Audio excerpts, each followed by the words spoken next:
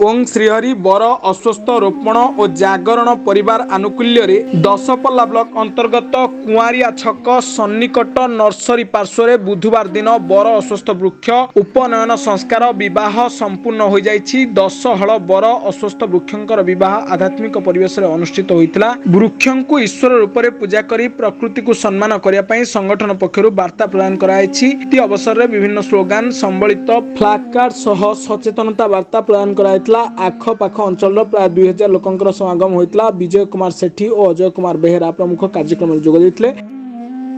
नयागढ़ जिला दशपल्लारू Balabhadra करंक report, ब्लैकेट news Odia.